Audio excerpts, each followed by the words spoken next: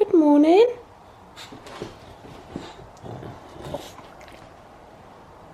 Whoa.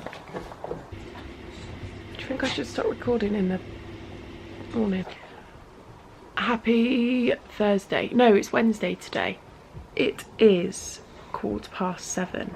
I feel like the time updates are important because you like need to know roughly that I look this cute at this time. Do you know what I mean?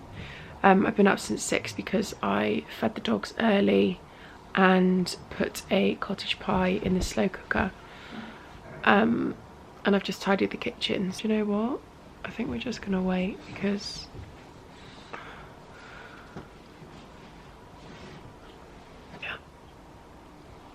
let's just wait until a little better than this. We're having snugs on the bed this morning, aren't we? Say good morning, everybody. Say morning. Oh, Franca.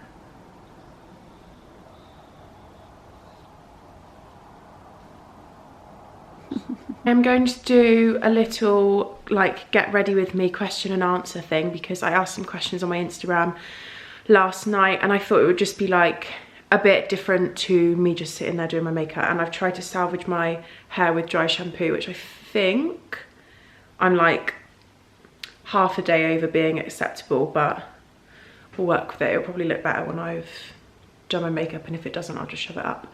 So yeah, today I'm off to the garden centre with my mum. I personally find it weird that the garden centres are open. I avoid everywhere on a weekend.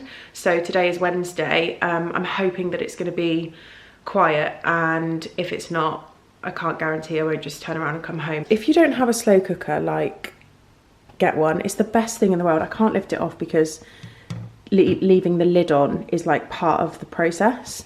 But yeah, I put my cottage pie base in there this morning. All I did was fry off the meat, which you don't have to do, but I prefer to. Shoved all my ingredients in there, and then I'll show you what it's like later. I'm gonna do quite a light makeup today, and I'm also just gonna focus on like the top half, because when we're wearing masks for like a long period of time, I just can't stand the feeling of having makeup sitting underneath them.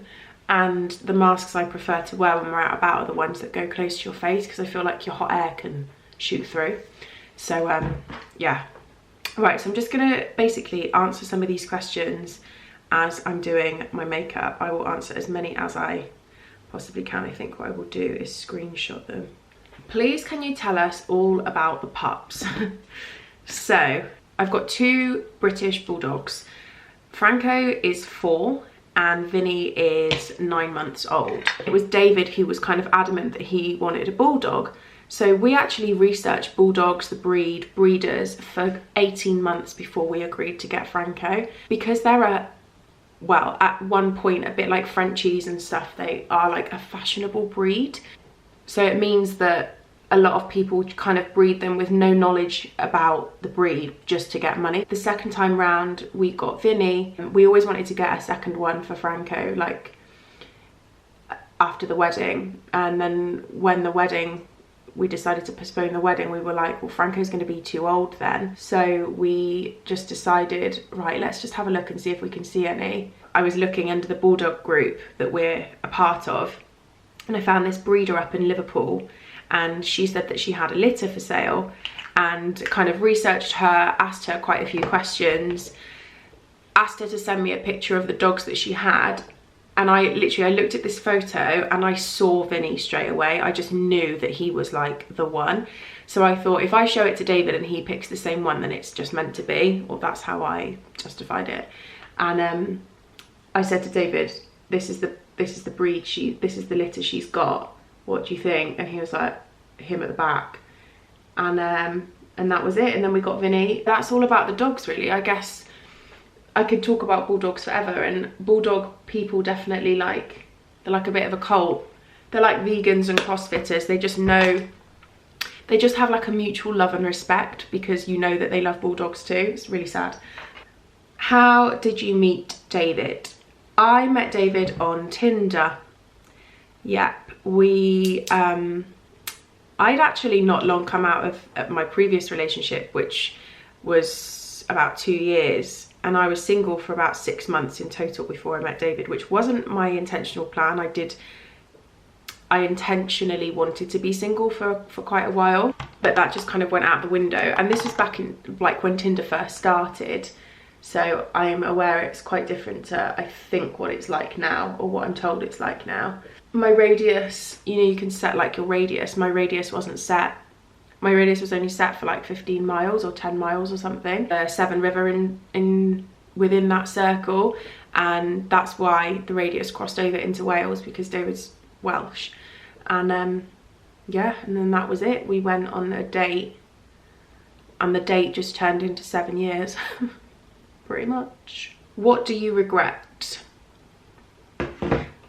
It's difficult to say that I regret anything, because I truly believe that everything that happens to you and every decision you choose to make, whether that's wrong or right, either shapes you into the person you are or teaches you a lesson. I wouldn't say that I regret anything. I just perhaps would go back and do things differently now if I knew. For instance, when I was at drama school, I was in my first proper relationship, and that heavily influenced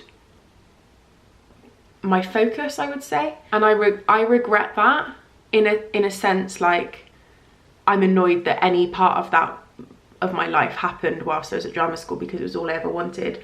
But at the same time, having a relationship like that has taught me to have the relationship I have now, whereby if I wanted to go and do something, David wouldn't stop me, and being in a relationship wouldn't stop me. And I think you have to go through those things to get to that stage.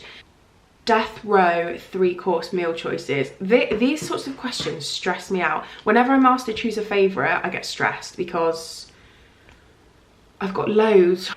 Maybe like some sort of king prawns, like proper. Yeah, king prawns. Yeah, I reckon like proper fresh, straight out of the best quality sea, huge king prawns. Yes, that would be my starter. As for mains, I think I would go for, if your last meal, like you're about to die. Are you joking? Yes. You'd have a McDonald's. I'm joking. Or pizza. I'd have a steak. Yeah, I don't know. I think for my mains, I'd either go for pizza, like a good pizza, or a roast dinner. A roast dinner is a good death row meal, isn't it? I guess so. If it's cooked by me. Oh yeah, but it's not, is it? It's going to be cooked by like... Oh, David, you don't have to take it that literally. Yeah, We're not... you do. You've got to think these things. Like, at least with a one, I would know what you're getting. Then for dessert, I would go for some sort of like chocolate brownie with like warm chocolatey something with vanilla ice cream, I think. Really difficult question. Don't ask me that again. When you say you have trained your mind in certain ways of thinking for the better, how did you do that? I need to do it in so many scenarios, but don't know where to start. I think maybe I need to do like an entire video on this situation, because I get asked this question a lot. For me, there was a bit of a light bulb moment, and I literally remember it was November 2017 where I kind of vowed to myself that I was no longer going to be on a diet. I wasn't ever going to weigh myself ever again. I vividly remember making that solid decision to change my lifestyle and change my mindset. One thing I started doing that you could do is unfollow all the accounts that don't make you feel good. And that doesn't mean to say that you won't have to unfollow, not follow them forever. But for instance, it wasn't helpful for me at that place in my life to see women with the figure that I have grown up wanting. So it wasn't good for me to follow a size 8 to 10 beautiful, stunning, incredible looking woman. Now, 3 years later, it doesn't faze me at all. I look at them and I think, oh my God, you're incredible. Next thought. But at the time, that sort of influence did trigger me, I'd say. The second thing is to just do everything you can to focus on who it is that you want to be as a person. Like, there's so many things about my personality over the last few years that I have actively wanted to change. I've wanted to have more patience. I've wanted to be more like as kind as I possibly can be. And that's not to say that I was an unkind person before, but there are a lot of things that are systematically ingrained into this sort of generation. I would say my number one piece of advice is focus on what it is that you want to change about who you are as a person. What do you want to do? Like, I wanted to get a better relationship with food and exercise. I wanted to be kinder. I wanted to be more patient. I wanted to be more understanding. I wanted to learn more. There's so many things that I've learned over the last 3 years that wouldn't have interested me before. I've just focused on all of that, and with that has come some sort of weird sideline appreciation for how I look, if that makes sense. And maybe I'm not bothered by how I look as much, or maybe I've just finally settled into who it is that I am and the way that I look. So I've tried to shorten that as much as I can, but that is a really quick version of how I feel. How old are you? I am 28. Yeah, I'm going to be 29. My birthday is the 1st of January 1992, which, I mean, there are like a list of maybe 5 potential shittest birthdays, and that is on the list. 1st of the 1st. If you had a birthday in lockdown, that's how it feels to be born in January.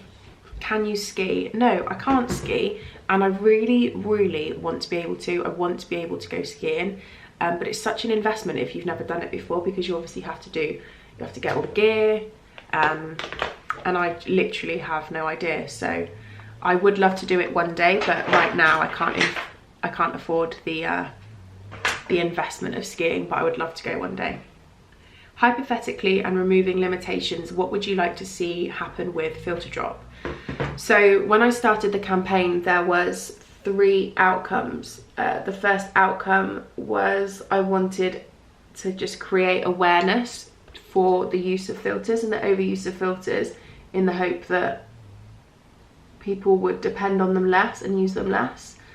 Outcome number 2 was that you have to declare whether you're using a filter to promote cosmetic products.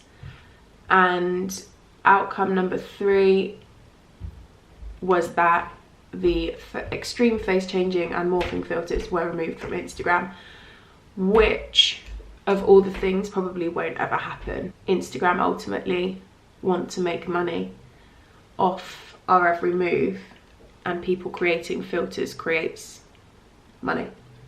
To conclude, those are my 3 outcomes, and hopefully I've spread awareness through it. Hopefully one day you will have to declare ads, and I mean, you can dream, can't you? Hopefully one day they'll be removed, but I just don't know. So they're my aims for Filter Drop, but honestly the things that have happened with Filter Drop so far have absolutely blown my mind. Having the BBC write an article about it was incredible, and then that article is what led on to all of the other things happening, like Vogue and being live on Sky News and stuff. It was just, when you're so passionate about something, for all of that to have gained that much like coverage was just incredible. Right, one more question. Who is your idol? Oof. I have loads of people that inspire me, loads of women that inspire me. I don't think I have one idol. I'm not a very like celebrity person. I'm not like wowed by a celebrity being a celebrity. I just think we're all human, and that's that kind of thing. So I'm not like someone who would say Beyonce is my idol. Like, I think she's incredibly talented, but, well, it's not even, she's something else, isn't she? She's literally a different league of life. But in terms of idols like that, I don't have. Oh, for fuck's sake. We're done. I've done like the most natural makeup ever, just because my mask is going to go there and no one cares. Thank you so much for asking such great questions. I've answered as many as I can, but maybe I'll do like another little question and answer. Frank got himself up onto the sofa another time. But for now, Mum's outside. I'm technically running late, and that gives me anxiety.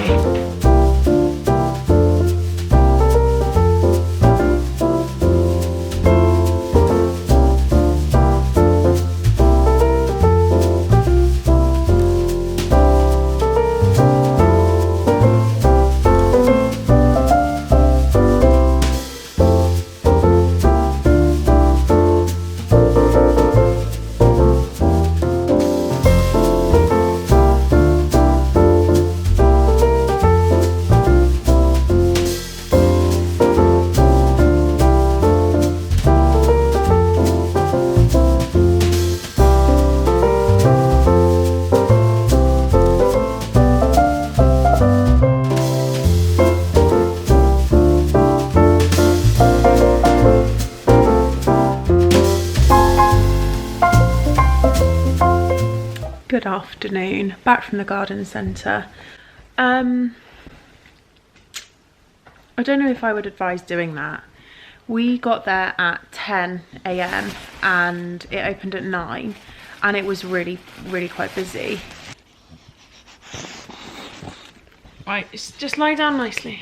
Yeah, it was really busy. Loads of like families, kids, like grandparents with kids and stuff. So there were a lot of kids running around. It was the most beautiful garden centre I think I've ever been to, and I'd not been to it before. I actually saw it on Ellie Darby's vlog. She went, and it's not that far from us really, so we yeah, we decided to go, and it is absolutely beautiful, well worth a visit. But my advice is, if you're going to go, A, get there for opening, and B, probably avoid at all costs this December, because I feel like if it was that busy now, it's going to be even more crazy in December. They literally had the most beautiful selection of baubles I think I've ever seen in my life, but they were all like minimum £5, and when you buy baubles, you've got to buy like 3 or 5. I'm just not at that stage in my life yet, and I couldn't just couldn't justify spending that much money on like a collection of, or like 5 of one. It was well worth a visit, and I would love to go again, but I just don't know if it's going to happen again this year because it was just so busy. I'm not sure, but I bought, it's not a very exciting haul, but I did buy, I absolutely love like nice packaging, and this box of amaretti biscuits, apricot kernels, not a bit of me, but to be honest, if I never opened that and it just sat on my side in my kitchen every Christmas, I'd be happy. Everything about it is my favourite, and these were £1.99. And I bought this bauble here, the cutest thing I've ever seen. It's a little bear on his drum, and it's by this lady, Gisela Graham. Gisela? I've just had a potential job come through for next Tuesday, which I really would love to get, so I'm just going to send off my email back for that because they want to see pictures of my skin, which is currently a barrel of laughs. I also think I might do some baking. I don't really like baking, but I saw this recipe for these like cinnamon crunch s'mores things, so I might make them. You're not ready to see this. They better not move.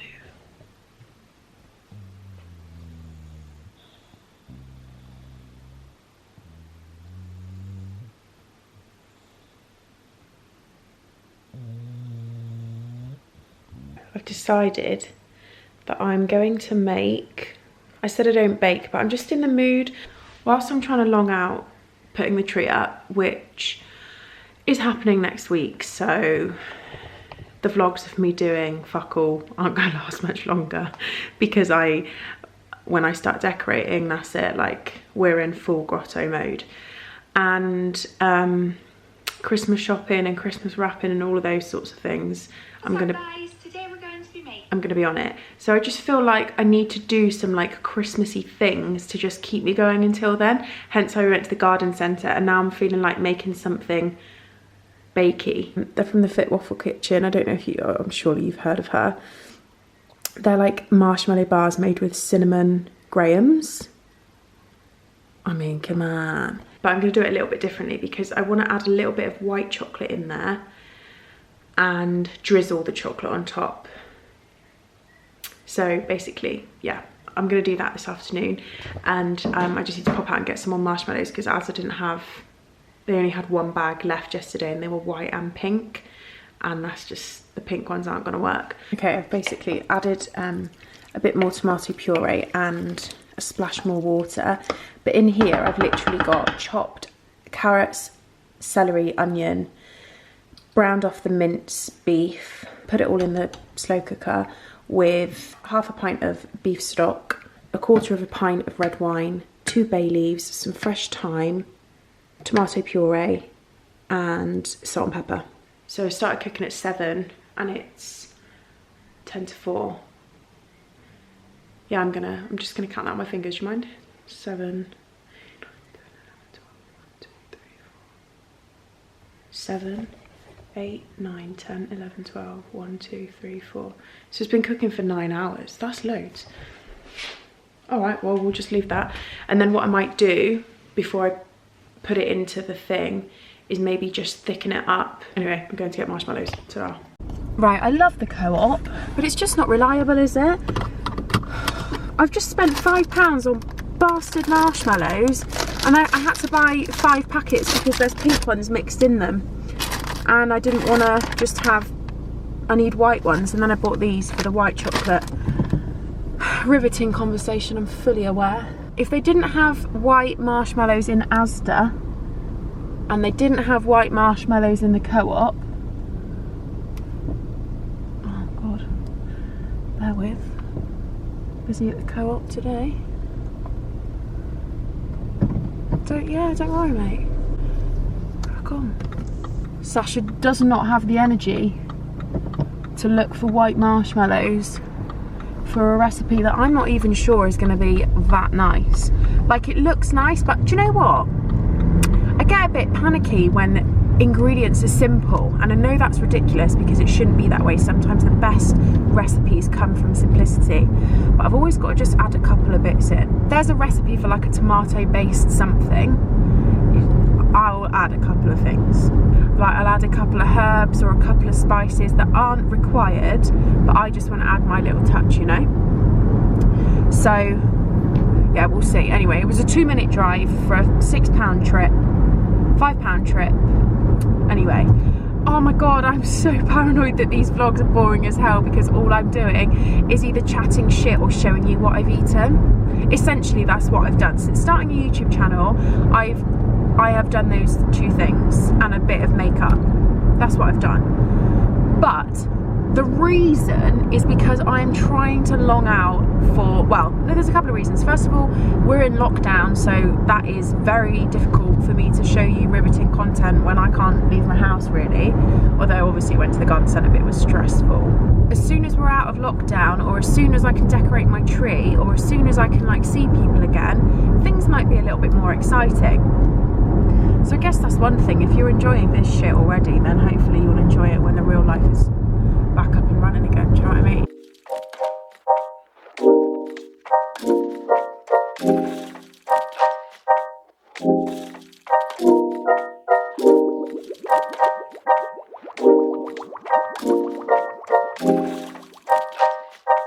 Okay, so I had to add in big ones because my patience was wearing thin. For separating the little ones. That's 280 grams, 250 grams, 37 grams, 37 grams. And then, I don't know, I'll melt however much of this I need to.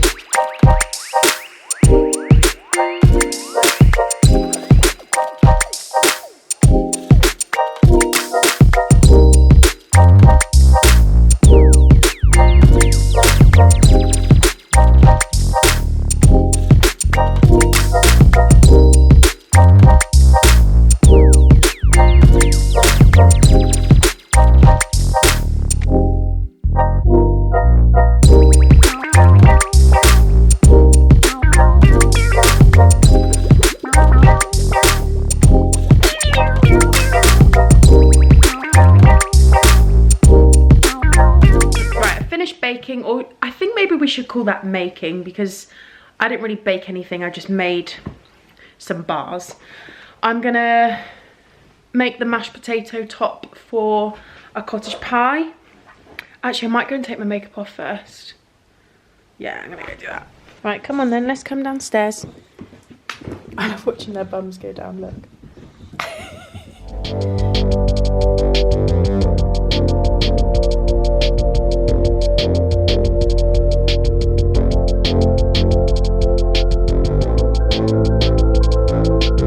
This side is really even, and then the other side is lumpy as hell.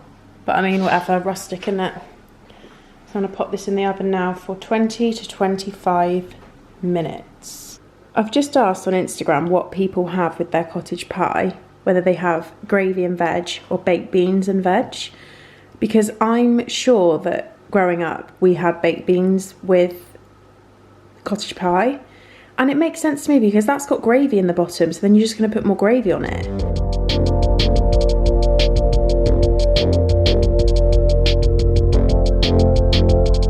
Should I cut it on the paper?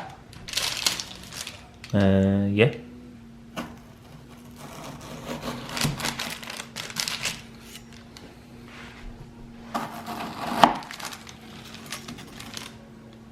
Whoa. Mmm. It's nice, isn't it? Yeah, lovely. Very cinnamony. Lighter than I thought it would be. And the marshmallow is not too overpowering. Why are you so cute? Why are you so cute? Oh, two lolly boys. Two beautiful boys. I might leave it there for this evening. I'm sorry if it's a bit repetitive of me just like doing nothing, but it won't be like that forever. And sorry, chicken donut dipper. Yeah, thank you so much. Please give the video a thumbs up and leave me a comment. Let me know what you thought of it. Let me know what you want to see more of, and subscribe, and I will see you next time. Why am I such a mess? Where's